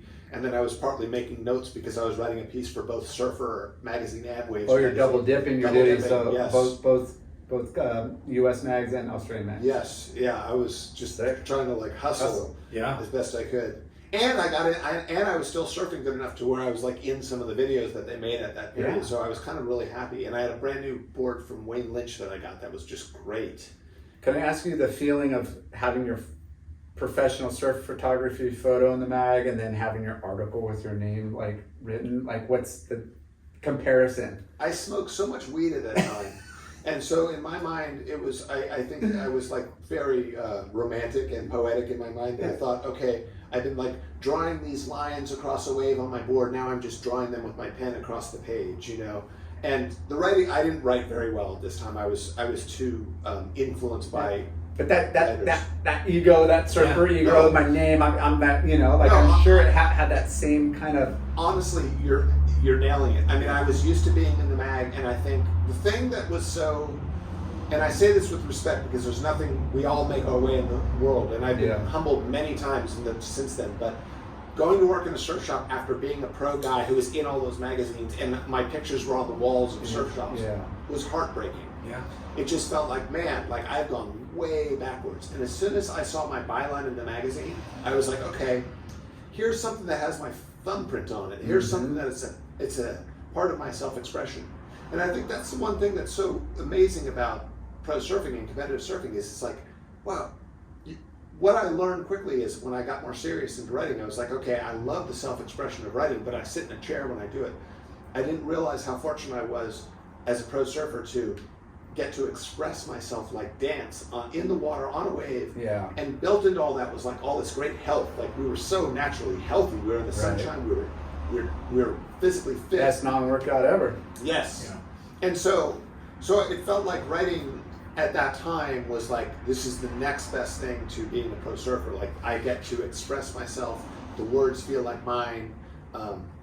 And it was very ego driven, quite honestly. It was just like I want people to know I'm here. And when I first started doing it and someone was like, oh, I read your story and that was a really funny thing you said about such. I was stoked. It was like someone going, oh, I saw you throw a tail. Yeah, that's what I was trying to get like out of you. I'm like, dude, this is like you know, because now you're on this new high of writing, writing high, like you're ripping. It's a different satisfaction. Yes. Right? Like yes. Almost better. With less pressure and more fun and you know. Well, the other thing that I realized, and this was something that I realized how like narrow my focus was, is only after I stopped being a pro surfer did I realize. I mean, I think the thing about being a pro, and I'm sure you can relate to this, is like you're not. I remember my dad saying like, make sure you're cultivating your mind and almost that thing, the cliche of like have a plan B or have a. And it's like, you can't really have a plan B. You kind of have to invest everything. Because if you have a plan B, you're not... You're half in, half out. You're just not... Yeah. It's like saying... It's putting down in your mind already if you have a plan B. Exactly. It's like being in a relationship going, I'm going to keep one on the side just in case this relationship falls apart. Like, your marriage is not going to go well if you do that, you know? Yeah. And so, I think like when I was a pro surfer, I was all in. That's all I thought about. And then once I stepped out and I really like started reading a lot and reading interviews with writers, I realized the thing that I really clung to was like, if you're a writer, there's no short shelf life. Whereas when you're a pro athlete, by the time you're over 25, you're already on the back end of it. For sure, back then, yeah. And you're like, okay, by the time I'm 30, it's probably going to be over. And once I started writing, I was like, okay, I've got so much time to develop this. because I can be, you know, an old fat guy sitting in a chair, but if my mind is working well, I can still write stuff. Well, you know, yeah, the backup plan is kind of never really there as far, you know, like You don't focus. you on don't it. focus on it, but you visualize yourself in the future, like, hey, I'm kind of into that, and I could probably fall back on this, but until you get kind of like thrown in, hey, it got cut. Yeah. You know, the timing isn't on your timeline. It's stuff just happens. Life Yes. just happens. So Yeah. you got to cross that bridge and kind of figure things out real quick. And Yeah. you know, like luckily, you know, and I love the pro surfer or just any athlete and how they come on the other side. And Yeah. you know, like this is perfect because now you're still in the industry. Yeah. You're still with people that, you know, you want to be around. You're still Yeah. traveling. You're still writing. And you're making a living. Yes. Not much, you know, not much, but you're used to that. Yeah. So the Rip Curl team management didn't last too long. No, and I remember what I found was that I was overseeing the team and taking all their wetsuit orders, and it was sort of like the lower tier guys, the less significant guys, were the most high maintenance. They needed the most attention. They would order a wetsuit, and I would write it all down and put in the order and send it down to Torquay, and the wetsuit would be getting made.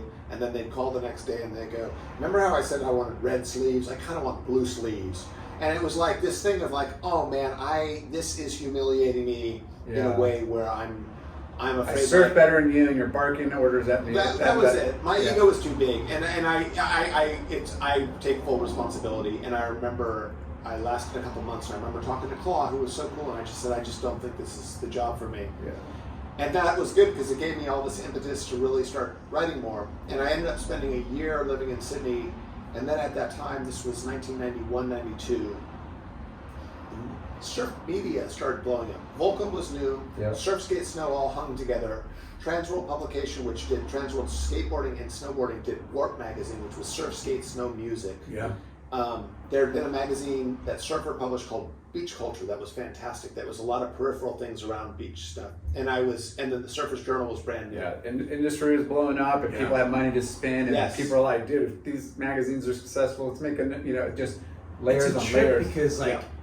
Volcom came out 91, right? Yeah. Like, and we kind of came out of a recession, or was a recession. Yes. Yeah.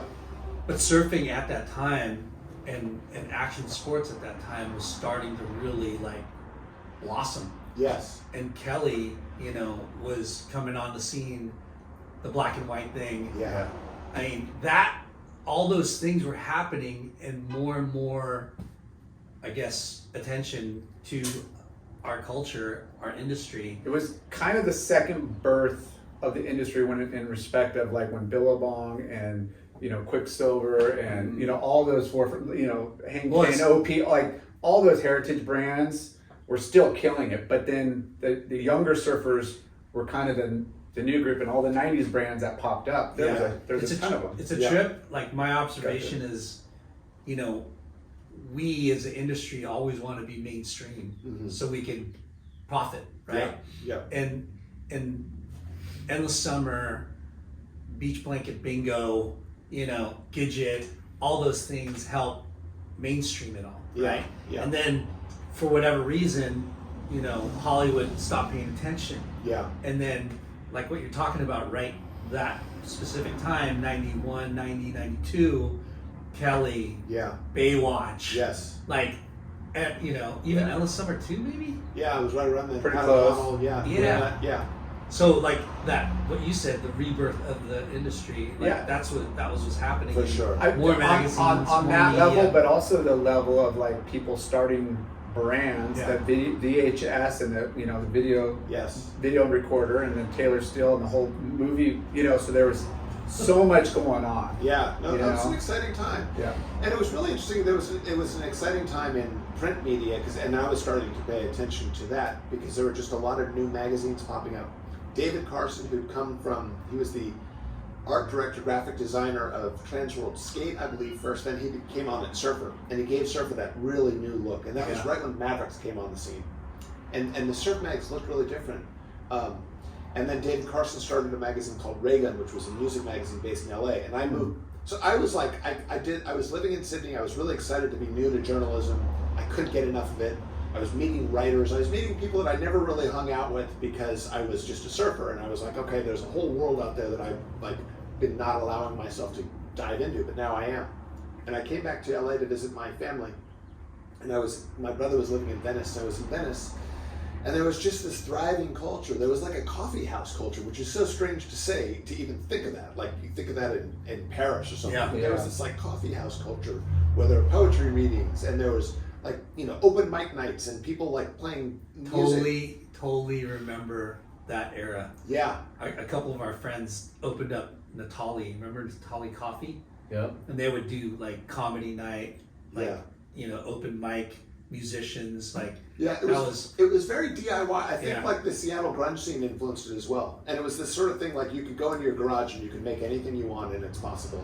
And I think that was a really fun thing. So as like a new to writing, new to journalism, I saw that and I went, I want to be back in LA. I want to live in Venice Beach and I want to be this bohemian guy that I'm going to be someone that I wasn't able to be when I was a pro surfer. I was such a jock. I was a little jock when I was a pro surfer, and I started hanging out with more artists and musicians and writers, and I just found a new community and started working with Surfing Magazine, worked with Warp Magazine.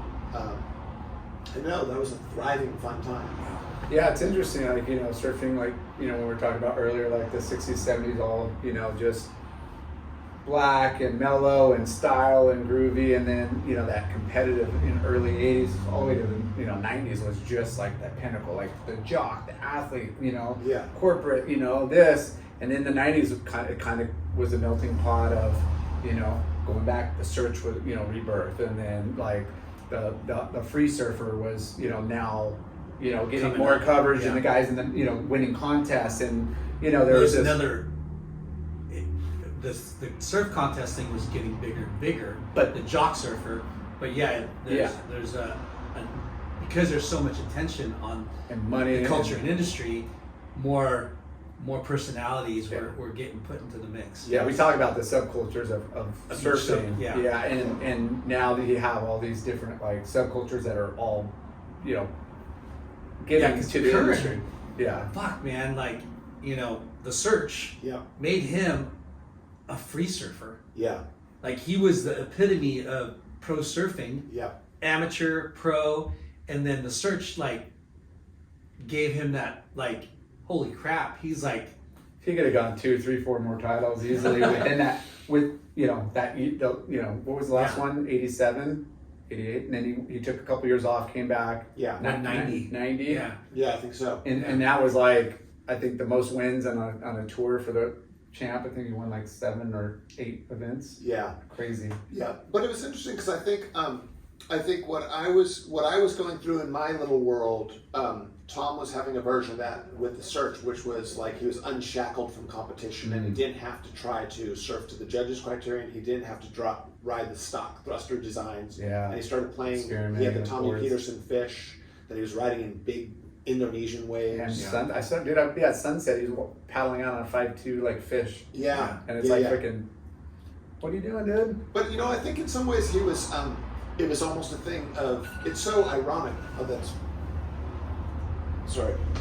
Meters? 5 minutes, I need to do that. Should I do it now? Yeah, we could just pause and. Yeah. Okay. We got meter parking. Do we need to move our cars or do we, yours is probably the same. Yeah, you're fine. You don't need to move. We just rename them here. Man. Good.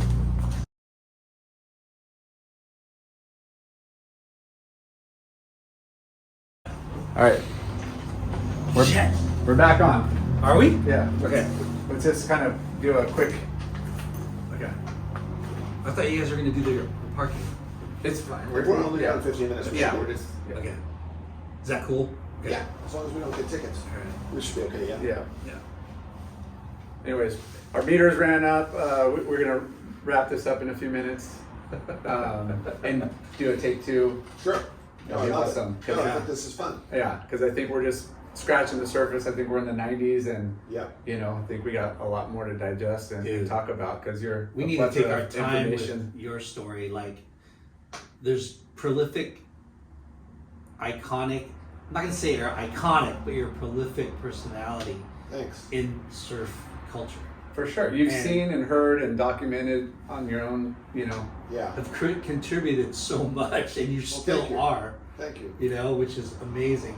Yeah, because I mean, you know, the guests we've had on, whether you're starting a company, to a professional athlete, to a photographer, videographer, to a writer. I mean, everybody's perspective is really great to hear. Yeah. Yeah. Well, the period I think that we're just getting into, which would be the early 90s, 92, 93. Yeah. I remember, so I moved back here. I was living in Venice. I was kind of trying to get away from surfing, or not get away, but expand myself beyond. So I hung out with a lot of musicians who weren't real serious about surfing, but I was still writing for all the surf mags. And I was the surfing editor for Warp magazine, which was Surf Skate Snow Music. And I distinctly remember going to the trade shows at that time between Long Beach and San Diego. Yeah. And there were so many new brands. And there was this really there was almost this DIY spirit. Yeah. And especially in skateboarding, this was like the period of Steve Rocco and World Industries. There was Big Brother magazine, which was really cool, and I was really paying attention to magazines. I loved magazines at the time. There was the coffee house culture thing. There was like the local coffee places in Venice. There would be like little, chapbook poetry things left on there for free that you could take with your cup of coffee and read someone's poetry. But it was just like people were making a lot of things. But what's interesting is I remember that was the time that you were on the scene, or you came on the scene, and turned pro, and there was. Are you making this up, dude? That you noticed Jay? No, of course.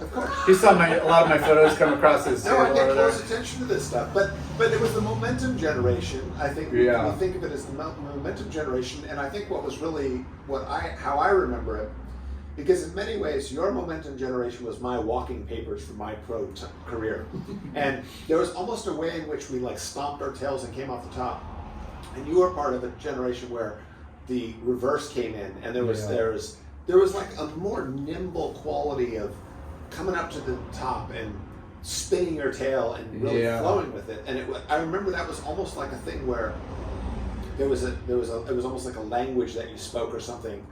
And my generation, didn't know how to do it. It was almost, I'm sure there's a parallel. It was monkey see, monkey do, and as soon as you saw, which again, the video aspect of it wasn't like that one, yearly video where it's more traditional and more, kind of a travel kind of documentary or something, like the videos, and we would see, and again, like you mentioned, where you're surfing, amateur contests, or you're seeing the pros come through. We had the Bud Tour that was just in full swing. Yeah. And there was no shortage of seeing people just going berserk all the time, you know? So I think for my point of view, it was just like, as soon as you saw somebody do something radical, you just knew that was your mission. Yeah. To nail that move or, turn it and better it. I remember that period so distinctly, and I was sponsored by Quicksilver. This was just before. Willie Morris was the sales rep. And we did this promo trip up the coast, and there were different people that went on it. And I went on one to Santa Barbara with Wayne Lynch, which was super cool. He was one of the legends. But Willie had just been on one maybe further up the coast, and Shane Besham was on it. And I remember Willie going, Shane does this thing where he comes up either backside or front side, and he throws the tail, and he just slides into a 360. I never even knew that wasn't a maneuver of our generation.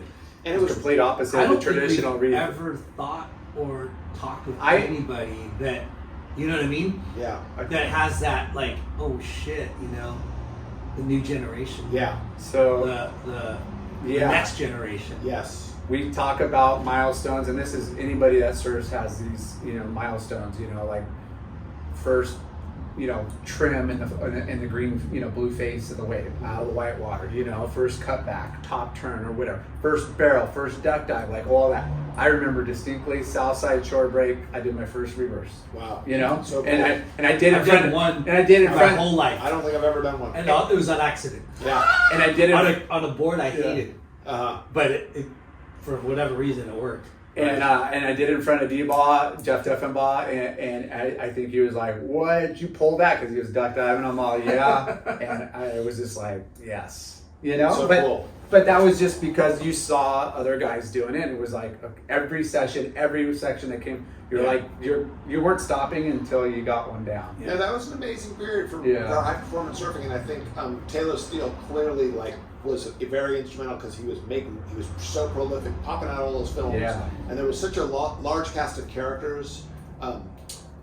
Justin, what was the kid from?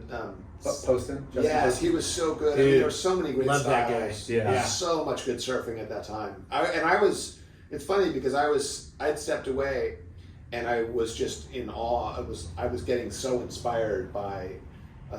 Somehow I think like being a journalist and a writer just made me be curious about it. If I wasn't doing that and I was still working at the surf shop, I Yeah. might have been bitter and angry that I couldn't do it, and I would have been like, yeah, those punks like ended my career. But I was really excited watching it because I was a surf fan. Yeah. really. Yeah, and I think it comes back to the progression of boards and shapes at the same time too. For sure. You know, I remember, and I have some earlier boards, and they're like the rail. I'm like, I was 12, 13 trying to turn that thing. Like how to? Boxy. Yeah, and then it came down to that nice, pinched rail dome, just soften, and And a lot of lot of Ballet slippers. current. Yeah. Yeah, a lot of Exactly. curve, a lot of like, The Kelly Slater, but Shane Beshin, freaking 6'2", 18 and a quarter, 2 and an eighth. yeah. Yeah, that was the Yes. But it- dimensions. That But it was gave us crazy. the opportunity to kind of muscle the board around a little, a little Yes. easier, and that kind of helped us, do some of the tricks. No, it's so interesting because I think it paralleled skateboarding because a lot of the skate rules were the street skating it was almost like get the board out of the way as Yeah. much as possible, make Yeah. it as small of an obstacle as you can, so that we could just do what our imaginations want to do. Yeah. I remember it was a few years later, but there was that girl skateboards video called Yeah Right. And I Yeah. think Spike Jonze did it, and he did the green screen thing where there was no skateboard and you just saw the person doing all the tricks, but there was nothing under their feet. And I remember thinking that's perfect for what was going on because it was almost like make that thing as uncumbersome as it could possibly be. Make it be like as little of an object as possible, Yeah. Yeah. Interesting. Yeah. So going back to Warp Magazine, and you were trying to take yourself out of the surf journalism, Mhm. right? And Mhm. working with writing stories for Yes. bands and Yes, I was writing for the Ray Gun Publishing did a bikini magazine. I was writing pieces for them, and I was really just trying. I was curious and I was very naive, but I just wanted things other than surfing. I was still stoked on surfing and I was proud to be a surfer, but I think I just felt like I wanted to learn as much as I could. yeah.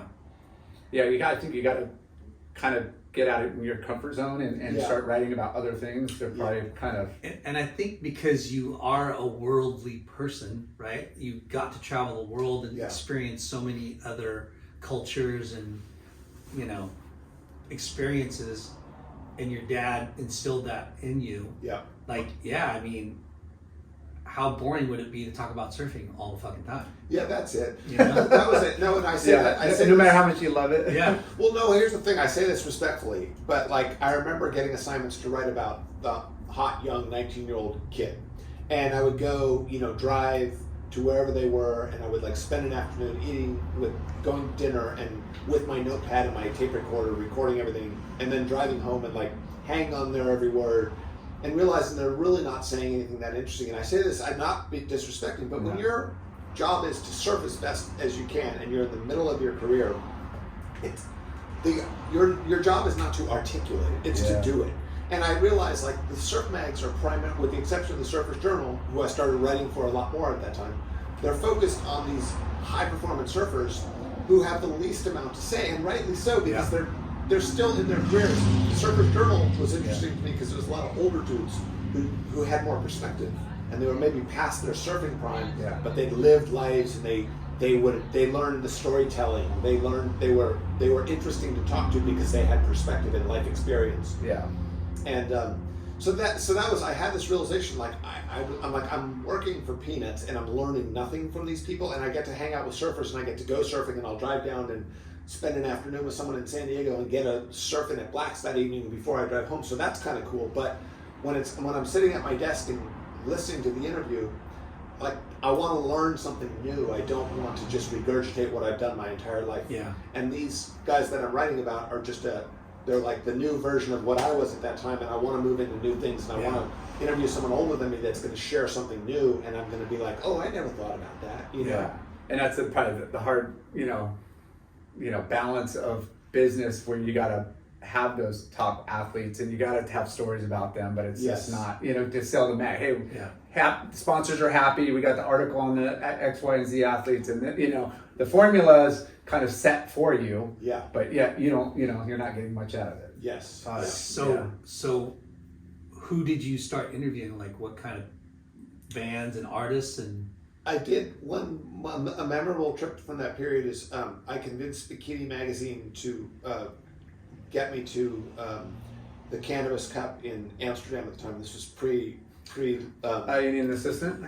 Yeah, no, exactly. The Cannabis Cup. The Cannabis Cup, which was like a competition of marijuana in Amsterdam, and you go from coffee shop to coffee shop, trying all the pot, and then there was like a convention center where it was like this weed business before what it is now. And back then, it was totally illegal in this country, but it was legal. So we're talking 90s?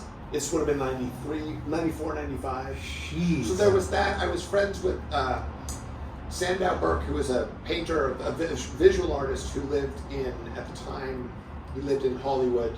I spent a lot of time with him. He was friends with a guy named Gomez Bueno, who did a lot of Thrasher magazine stuff, and we would go to San Francisco and we would visit Kevin Ansell, who does a lot of stuff with Ruka. Yeah. Lovely, lovely guy. Kevin was doing all the skateboard graphics. And then Barry McGee, who at the time was Twist, I think that's a Barry McGee right behind us, lived in San Francisco. And he and his partner Margaret Kilgallen were making art, and I was really interested in that art world. So I was trying to I was trying to find a thread of surfing to the surf magazines, but hang out with people that were just from a different background than I was. That's cool. Yeah. That's so amazing. I mean, and look where it is. Like all those names you just brought up are infused in our industry, and a lot of others. Like when you're that talented on a artistic way. I mean, there's a lot of platforms to showcase your work. Yeah. Like Ansel. I mean, how do you write about cannabis? It was, you know what? It's funny. It was kind of like that. This one is super cruisy. No, it was so bad. I remember being at the thing, and there were these talks, and at noon, the guy who was part of the commune was going to give his talk. And I remember two things happened. One, someone was giving a speech in like a small auditorium full of people, and in the middle of his stone speech, he just forgot what he was saying. It was like Spicoli stuff. Total Spicoli. And then another one was in the middle of someone's speech. Suddenly there was like a medical emergency because someone had like passed out from smoking too much pot. And I remember thinking I went to write about the Cannabis Cup because at the time I was kind of a stoner, not a connoisseur stoner, but I smoked a lot of weed. And I was it was a fun countercultural thing to be a part of. Yeah. And I thought this is almost making me want to stop pot smoking because I don't want to be a part of this community and I don't want to look like these people. Yeah. That's too hardcore. Yeah. There's an expression a friend told me, and it's never buy drugs from anyone you wouldn't want to look like. And it was kind of like that. That was the scene at this thing. It was like, I don't want to be one of these people, I've always been bunch told, of wizards. Yeah. Yes. Always been told weed, it's a cookie, not a meal. Like a little freaking, just a little snippet. You don't need to freaking indulge in a 3-course. Like it's not gonna be good for you. Just a little snack. Yeah. But this was the time of the Warped Tour, and I wrote about Warped Tours, so I was writing about the bands at that time. So those were fun things. I mean, there were just a lot of, honestly, and it's still this way, a lot of the allure of journalism is just like an excuse to go do something fun and write about it. Yeah. The writer Paul Theroux, who's one of my heroes, and I used to read a lot of his books when I was on the tour, and he's now a friend. He wrote something to the effect of, writing is an education in the eyes of the public. In other words, you get to go educate yourself and do all the things and learn new things, and you write about them, and they go out to people, but it just, the writing sort of justifies the going out and seeing it. And I was definitely at that time, it was just it was all so exciting, Yeah. You almost got that backstage pass too. Totally. You got not like a media kit, but you're get to do this. You get to go hang out in the back and really get to know people and behind the scenes. For sure. It was an excuse to get to talk to a lot of people, and I think somehow when you come at them as a journalist, like we're doing right now, it's like you get to cut right to the chase of asking interesting questions. You don't make small talk. You're like, so when did you first pick up a guitar? You know? and then it suddenly becomes like a thing where you start. Or you're talking about one of their passions, and they kind of the barrier breaks down, and they're kind of just like, oh yeah, like dude, it's like us getting on the first surfboard. You know, like oh, that brings back memories, and yeah, I remember this guitar, I like that, and you know. But you have to have some kind of tact and talent of you know. Oh, for sure. Getting it. Yes. Yeah.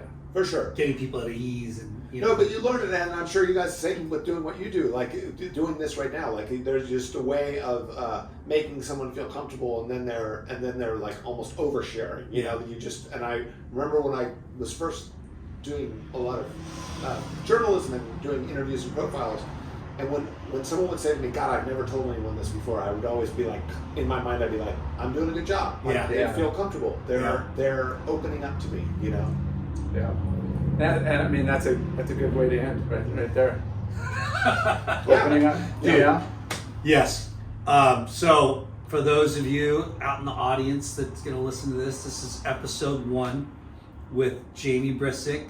We're going to continue this. It's probably going to be more than 2 or 3 episodes. Whoa, this guy's going to really milk you, bro. But I wanted to thank again Mercado. Yeah. Here in Newport Beach. You guys got to check it out. It's funny when you were talking about Larry Bertelman's board is right above us, and also like the changing of the guards from the Soul Surfer, which there's a weird hippie board. I don't even know who made that, but there's like a Schroff, probably a crazy airbrush, and then the Sean Stussy next to it.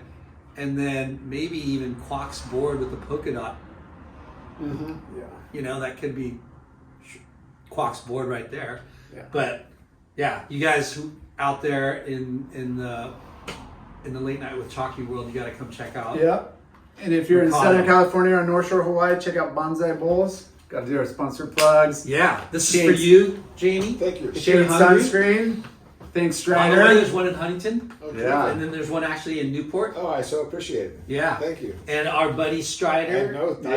I love it. You use shade? Yes. Hell yeah, you do. Yes. Good stuff. Ashland Hard Seltzers. We got Shoots beers. He's taking a break from drinking. I guess he's we'll on just have 2 to months. finish them. Good for you. No, we're going to give him some Shoots beer and some Ashlands, but one gift that is kind of a special gift because The late night jockey stickers. yeah, that sticker. But I work with a brand called Ola Canvas, and I was meeting with the guys yesterday, and I told them that we were interviewing the great Jaime Brisick, and they're like, "Holy shit, you're going to interview Brisick?" And I'm like, "Yeah." He goes, "Will you give him one of our jackets?" And I'm like, "Gladly."